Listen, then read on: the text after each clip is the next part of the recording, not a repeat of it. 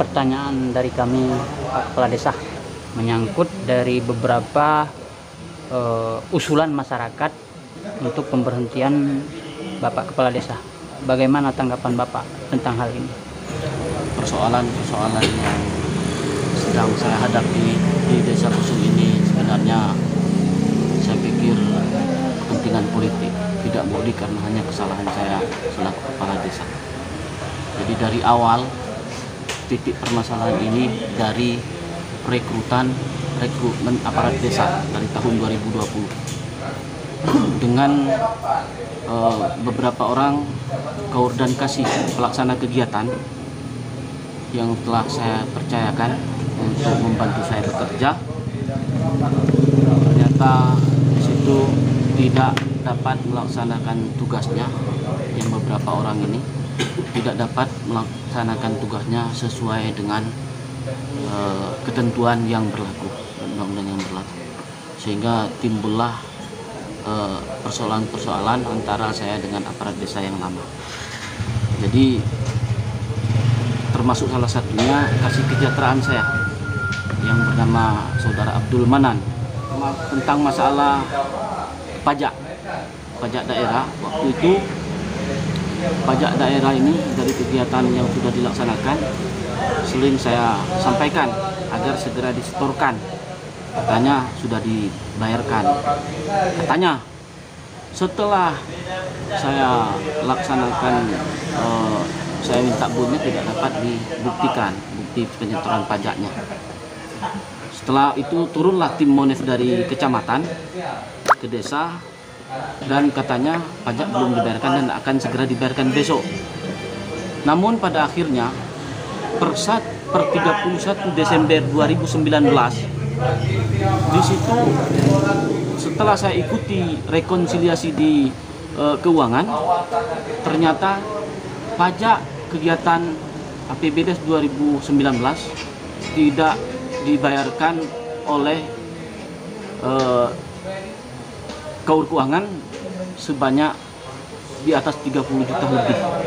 Sehingga ini menjadi pola pikir saya, ini akan menjadi suatu masalah. Sehingga timbullah cekcokan antara saya dengan Kasih Kesejahteraan dan juga beberapa dengan kaur keuangan dan Sekdes terkait persoalan ini, karena saya merasa seperti mereka tidak transparansi kepada saya.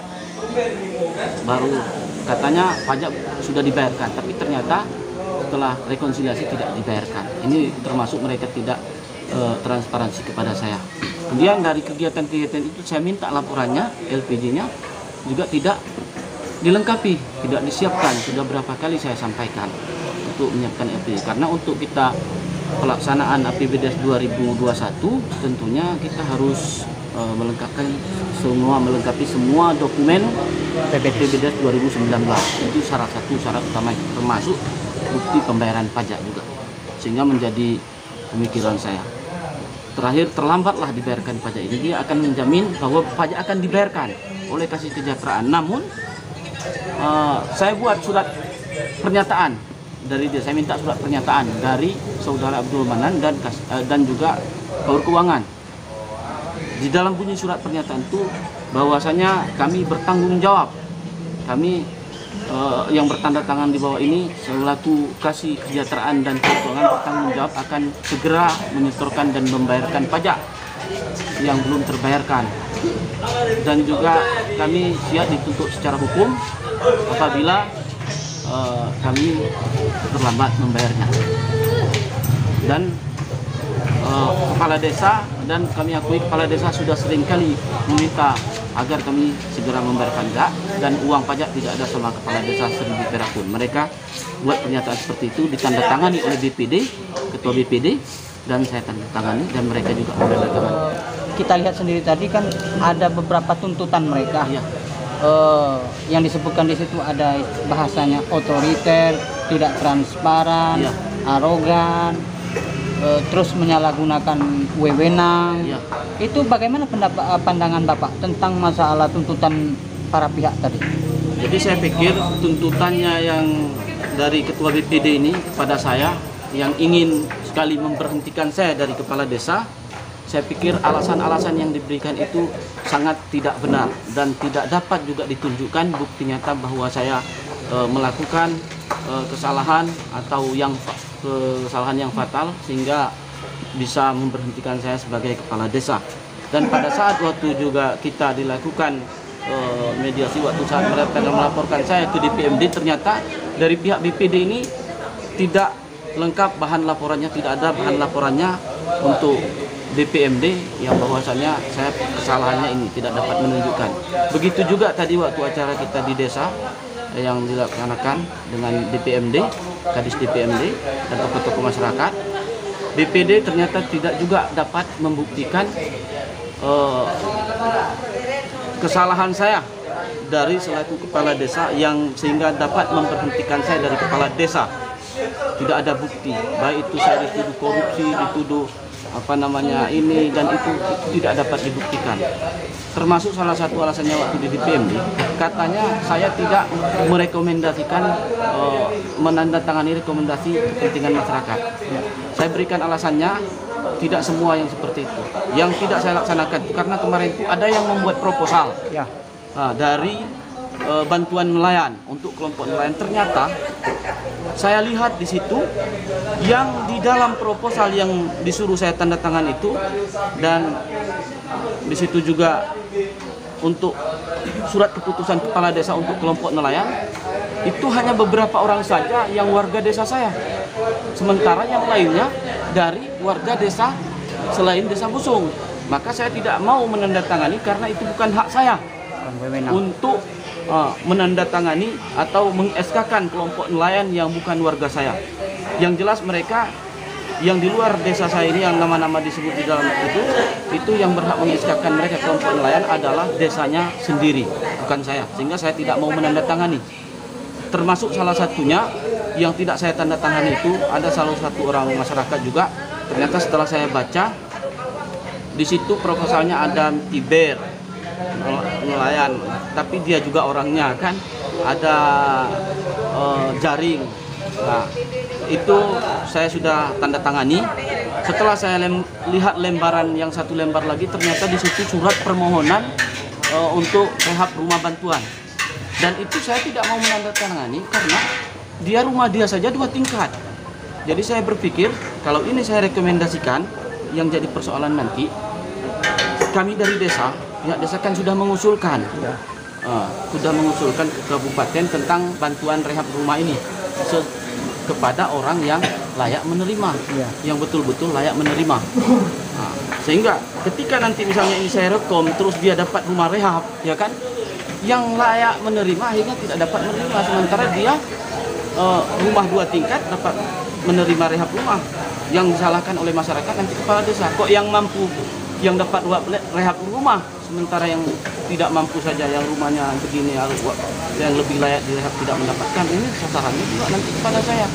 Seperti yang kami lihat tadi di dalam pertemuan, Pak di sana secara tegas menyatakan kepada pihak BPD maupun perwakilan dari yang pendemo lah kita sebut ya. Di sana Bapak menyatakan kalau memang saya salah dapat dibuktikan secara hukum maupun administrasi, saya siap mengundurkan diri. Jadi komitmen Bapak seperti apa? Apakah benar seperti itu? Dan bagaimana jika itu tidak bisa dibuktikan secara hukum? Makanya saya tadi berani menyampaikan. Berani saya menyampaikan demikian karena bukti-bukti kesalahan saya yang dapat untuk memberhentikan saya dari kepala desa tidak ada yang diserahkan oleh BPD, oleh ketua BPD. Baik waktu saya ke DPMD yang dilaksanakan itu maupun yang di desa juga tidak dapat menunjukkan bukti kesalahan saya yang fatal yang dapat memberhentikan saya dari kepala desa. Hanya menyampaikan mosi tidak percaya.